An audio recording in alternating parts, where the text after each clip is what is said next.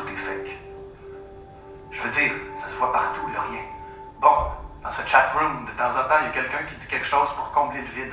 Pour rien, d'ailleurs. Mais la plupart des utilisateurs s'engourdissent dans un rôle d'observateur et se potent le cul de temps en temps pour prétendre qu'il leur reste un soupçon de vitalité. Parce que quand il s'agit de lever l'encre, la plupart des gens sont des lâches. Mieux vaut accepter de faire encore un bout de chemin.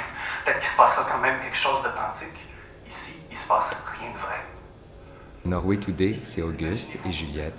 Une rencontre dans un chatroom et ensuite un rendez-vous en Norvège pour le plan de Juliette, pour exécuter un plan commun.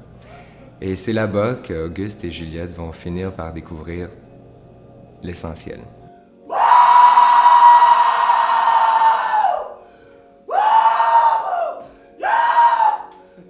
Juliette et Auguste, c'est deux personnages qu'on pourrait dire natifs du numérique. Donc, ils sont vraiment dans cette génération-là. Facebook, on se filme, on choisit nos statuts, on met nos photos, donc on se projette à l'extérieur. Ils vont passer par là pour rentrer en contact. Donc, il y a tout cet aspect-là dans Norway Today qui est complètement fascinant et que l'auteur impose, mais d'une certaine façon, parce que la pièce a été écrite en 2000. Alors, nous, on a essayé d'amener ça aujourd'hui, avec l'intensité que ça a, avec les dérives que ça a, avec l'accentuation de tous les moyens technologiques, comme on pourrait dire, pour rentrer en communication avec l'autre. Mon passé est principalement constitué d'un avenir dont j'ai rien fait. Pendant longtemps, j'ai pas compris une chose essentielle.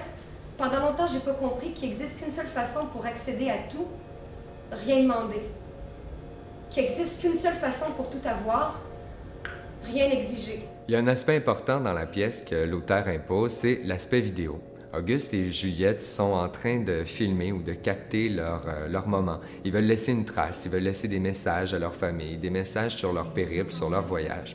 Et ça occupe une partie très importante dans la pièce. Auguste et Juliette se mettent en scène. Chère maman, cher papa, cher petit frère, cher reste du monde, tout bien considéré et dit froidement, c'est impossible de ne pas perdre la raison.